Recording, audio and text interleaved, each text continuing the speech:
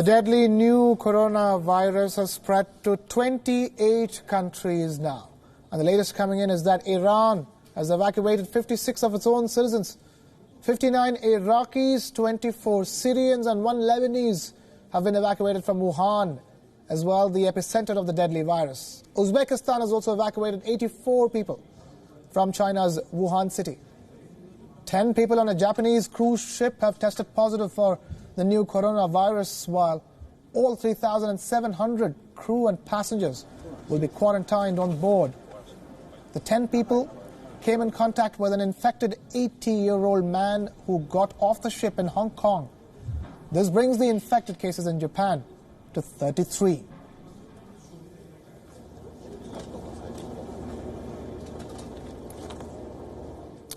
And now being joined by Elena Casas-Mondanez, live from Paris in France for the latest ground update from there. Elena, talk to us mainly in terms of how much of a hit will the new coronavirus be to France's economy? Well, Chinese tourists are hugely significant for the economy here in France, and while France hasn't actually banned all direct flights from China, Air France has stopped flying, and of course the vast majority of Chinese tourists come in organised groups which have been banned by China from leaving the country since the 27th of January.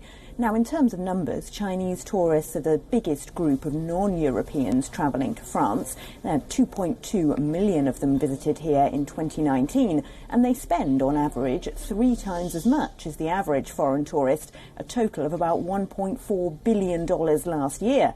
So, for everyone from the hotels who host Chinese tourists to Disneyland Paris, which is popular with them, to shops on the Champs-Élysées that are normally full of Chinese tourists buying designer goods, there is huge economic concern about the potential loss if Chinese tourists are forced by the virus to stay away for long.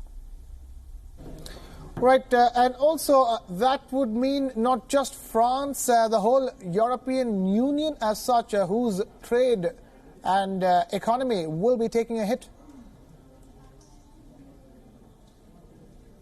Absolutely. European countries have taken different approaches thus far to allowing Chinese tourists to visit. None of them have quite gone as far as the US, which is, of course, not allowing Chinese citizens or any foreign national that has visited China within the last 2 weeks to enter the country at the moment. That's partly because Europe, of course, is more economically dependent on China and on the arrivals of Chinese tourists. But if this goes on for very long, of course, it will affect not just businesses in the tourism industry, but many who are dependent on China and on Chinese factories, where work in many cases has been suspended, of course, since the outbreak of the coronavirus, to prevent people from gathering in big spaces like workplaces where where the disease might be contagious. So there is widespread economic concern about the possible repercussions for the global economy, especially here in Europe, if China remains essentially isolated from the world for very much longer. All right, Elena, also talk to us in terms of how much of an impact has the new coronavirus had on the city of Paris in terms of measures that have been taken on the ground.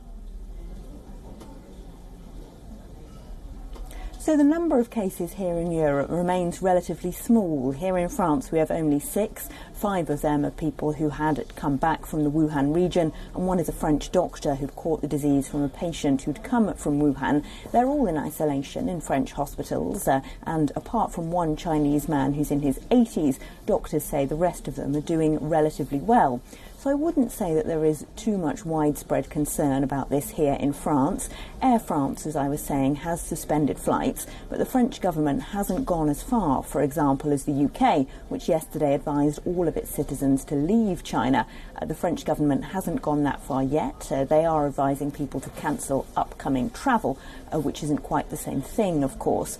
But here in France, I wouldn't say there is particularly widespread concern, although, of course, we have also seen a rise in Chinese people here complaining about discriminatory statements and people, for example, moving away from them on public transport, even though obviously the risk of contracting the disease from someone Chinese who lives here is no higher than it would be from any other French person.